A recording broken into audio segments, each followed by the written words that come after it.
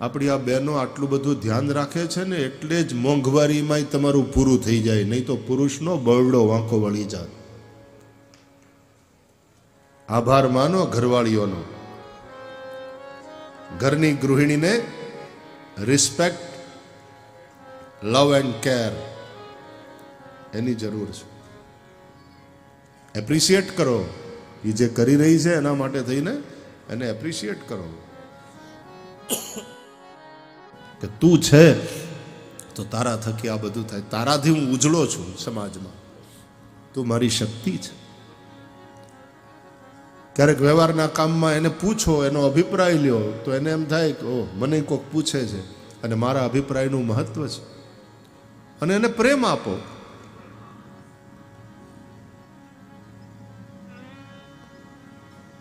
આટલું હોય ને તો સ્ત્રી પુરુષની શક્તિ બની પુરુષના વ્યક્તિત્વમાં ઓગળી જાય, એની શક્તિ બની અને એના જીવનને ધન્ય કરે.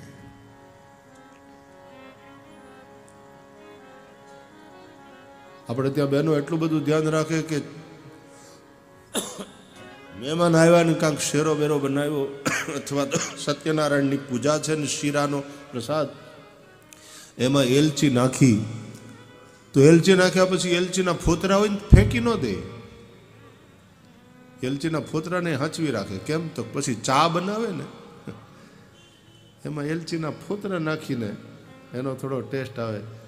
એલચીના ફોતરા નહીં તો એમને એમ જવા ન દે. એવી આ બધી કરકસરવાળી માવડીઓ. ત્યારે મોંઘવારીના જમાનામાં બે છેડા ભેગા થઈ રહે છે. ગોકુળ ગામડું, માલધારીઓનો સમાજ, આ બધા વૈશ્યો છે. નંદબાવા અને વસુદેવજી ત્રીજી પેઢીએ એક છે, એટલે ભાઈ પણ છે. નંદજી માત્ર મિત્ર નથી, એ ભાઈ પણ છે. વસુદેવજીના પિતા શૂરસેન અને શૂરસેનના દેવમીઢ. આ દેવમીઢે વસુદેવ ને નંદ એક થાય. દેવમીઢને બે પત્ની હતી. એક ક્ષત્રિય પત્ની હતા અને એક વૈશ્ય પત્ની હતા. એમાં દેવમીઢને ક્ષત્રિય પત્નીથી જે પુત્ર થયો એ શૂરસેન, અને શૂરસેનના વસુદેવ. વસુદેવ અને દેવકીથી કૃષ્ણ પરમાત્મા પ્રગટ થયા. દેવમીઢની જે વૈશ્ય પત્ની હતી એનાથી પર્જન્ય થયા. એટલે શૂરસેન અને પર્જન્ય બે ભાઈઓ, બેની માં જુદી. આ પર્જન્યના ઉપનંદ ઇત્યાદિ 5 પુત્ર, એમાં એ 5 ભાઈઓમાં નંદબાવા ત્રીજા ભાઈ.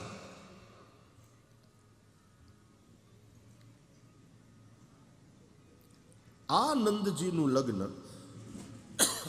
જેમ વસુદેવજીનું લગ્ન દેવકની પુત્રી દેવકી સાથે થયું, એમ આ નંદ બાવાના લગ્ન એક સુમુખ નામનો ગોપ હતો, ગોવાળ, ગોપાલક. એ સુમુખ નામના ગોપાલકની દીકરી યશોદા, એની હારે નંદ બાવાના લગ્ન થયા. એટલે યશોદાના પિતાનું નામ સુમુખ.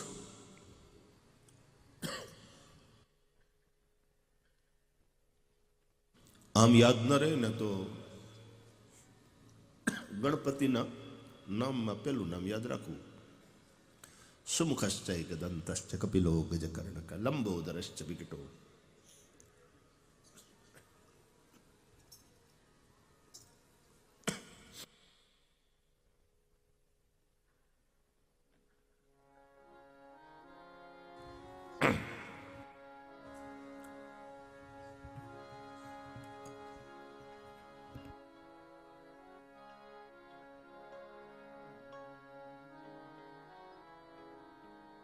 એટલે ત્રીજી પેઢીએ આ એક થાય છે.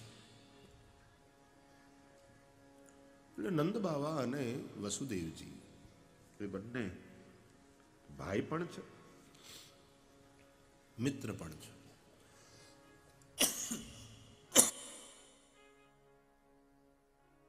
પણ પેઢીએ જે ભાઈઓ થતા હોય ને, પછી એમાંથી અમુક ભાઈની હારે બહુ બને માણસને, એ મિત્ર જેવા થઈ જાય. હગા ભાઈ કરતા વધીને હોય. એમ નંદ બાવા સગા ભાઈ કરતા વધીને છે. વસુદેવજીને વિશ્વાસ છે, મારા દીકરાને હું ત્યાં મૂકી આવીશ, એની રક્ષા થશે. આ બધાએ ભેગા થઈને પ્રાણાંતે પણ મારા લાલાની રક્ષા કરશે.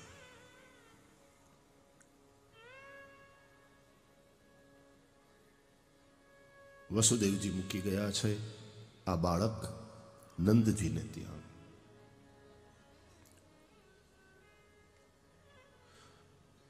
આ કથા અનુસાર નંદ બાવાએ પોતાના મિત્ર, પોતાના ભાઈ વસુદેવજીના દીકરાની રક્ષા માટે પોતાની દીકરી એનો ભોગ આપ્યો. તો જોગમાયા હતી એટલે કંસ એને મારી ન શક્યો, પણ દેવકીના 8મા તરીકે એ દીકરીને પ્રસ્તુત કરી દીધી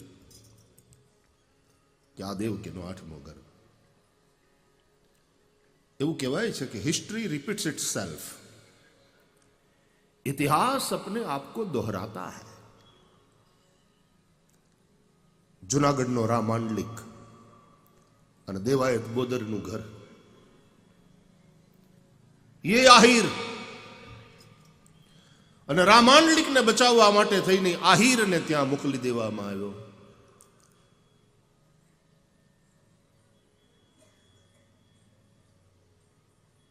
અને પોતાના સંતાનના ભોગે જુનાગઢના રાની જે આહિરે રક્ષા કરી.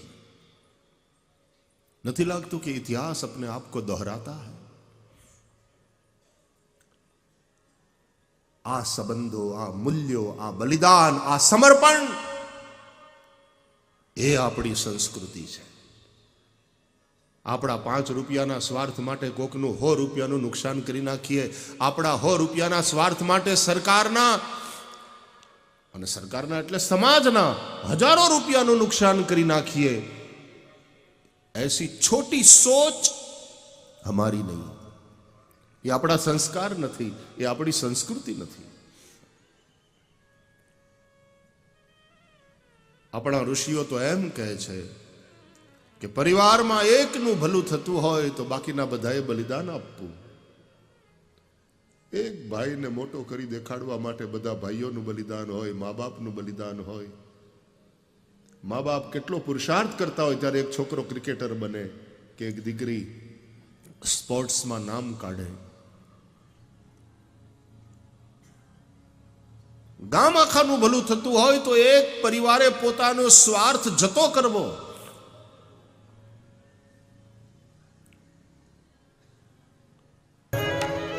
શ્રૃંગાર કર્યો બાલકૃષ્ણ પ્રભુનો, માં યશોદાના ખોળામાં બેઠા કૃષ્ણ. માં યશોદાએ કહ્યું બ્રાહ્મણોને, ભૂદેવો આશીર્વાદ આપો મારા લાલાને. ભૂદેવો બહુ આશીર્વાદ આપે. ભૂદેવો ભગવાનને આશીર્વાદ આપે. ચિરંજીવ બોલો. ભગવાનને ચિરંજીવ કહેતા ભૂદેવોની વાણી સાચી પડે, બરાબર ને? બાકી તો બીજા બધાને આપણે આમ ચિરંજીવ કહીએ, આશીર્વાદ આપીએ, એમાં બરાબર. પણ 60 વર્ષે, 70 વર્ષે, 80 વર્ષે, 90 વર્ષે, 100 વર્ષે જવાનું તો છે જ. ત્યાં ચિરંજીવ એટલે બને એટલું લાંબુ જીવો. ચિરમ જીવ.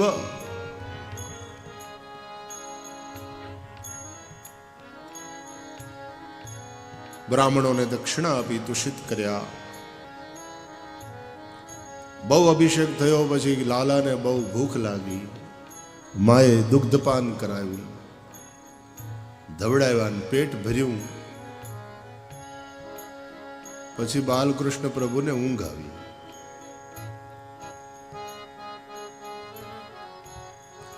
દિવ્ય દેહ છે પ્રભુનો.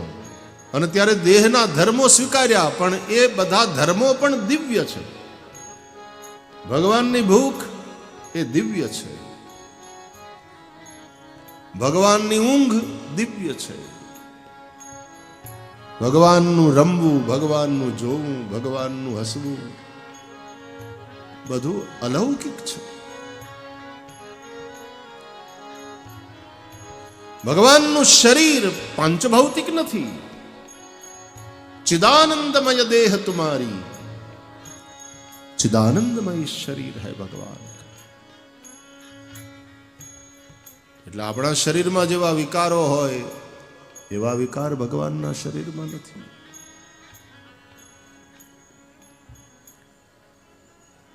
બાલકૃષ્ણને દૂધ પીવડાવ્યું, ઊંઘ આવી, આંખો ઘેરાણી.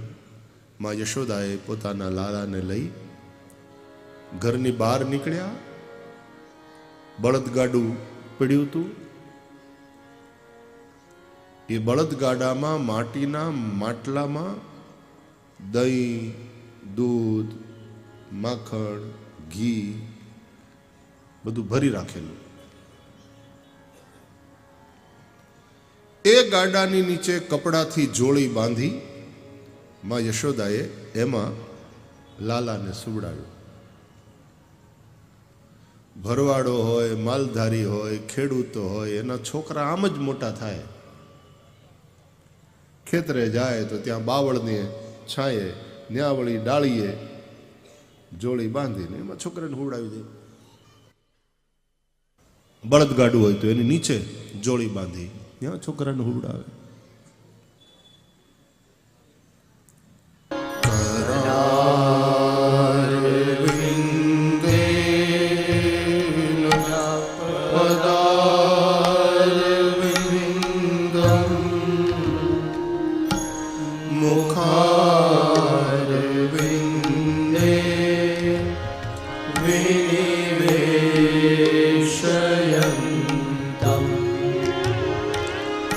वटस्य पत्रस्य पुटे शयानं बालं मुकुन्दं मनसा स्मरामि.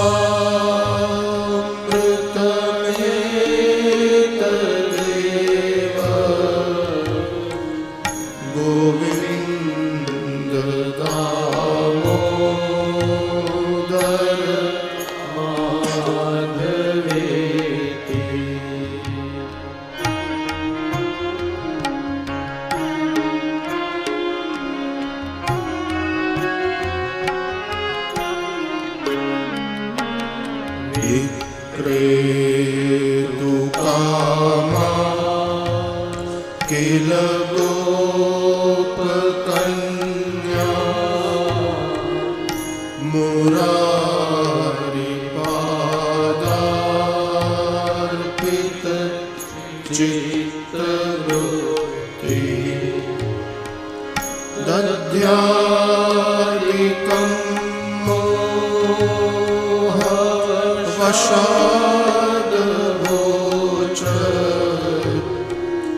गोविंद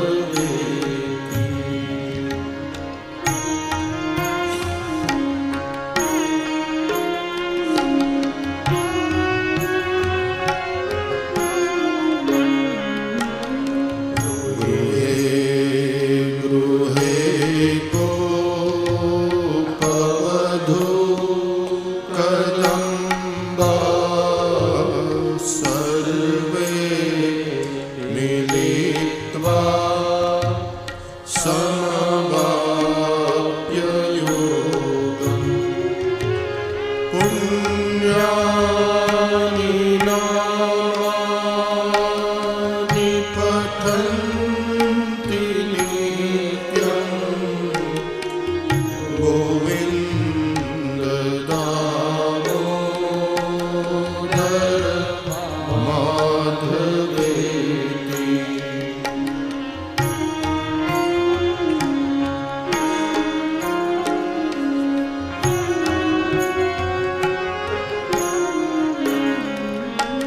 સુખમ શયાના નિલયે નિજેતિ નામાનિ વિષ્ણુ પ્રવદન્તિ મર્ત્યા તે નિશ્ચિતં તન્મયતાં વ્રજન્તિ ગોવિંદ દામોદર માધવેતિ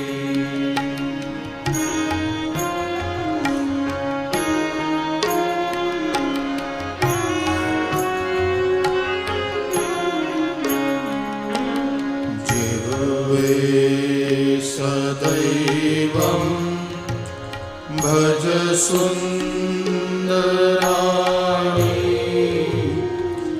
નામાનિ કૃષ્ણસ્ય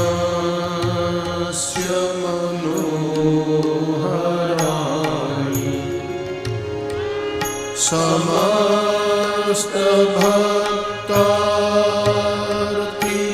વિનાશનાની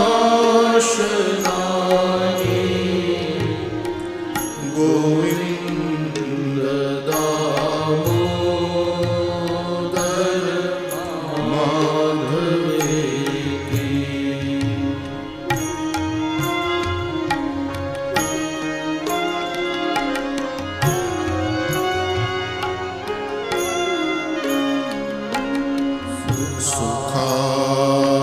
સુખાવસાને ઇદમેવ સારં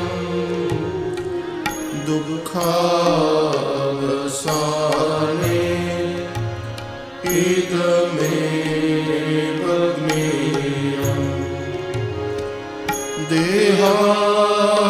દેહાવસાને ઇદમેવ જાપ્યં ગોવિંદ દામોદર માધવેતિ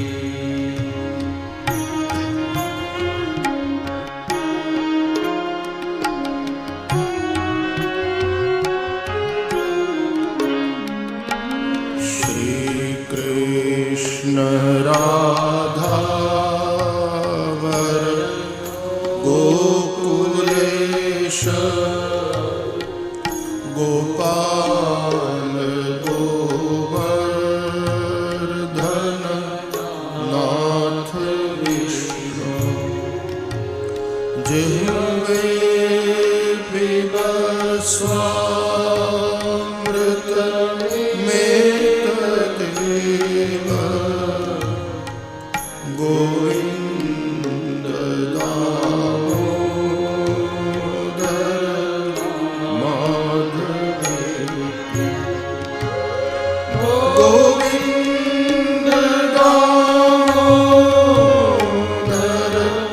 માધવેતિ હે કૃષ્ણ હે યાદવ હે સખેતે હે કૃષ્ણ હે યાદવ હે સખેતે હે કૃષ્ણ હે યાદવ હે સખેતે ગોવિંદ માધવ સ્તોત્ર પ્રેમથી પાઠ જે કરે દામોદર દયાદાની સહજે ગોલોક સંચય શ્રી વૃંદાવન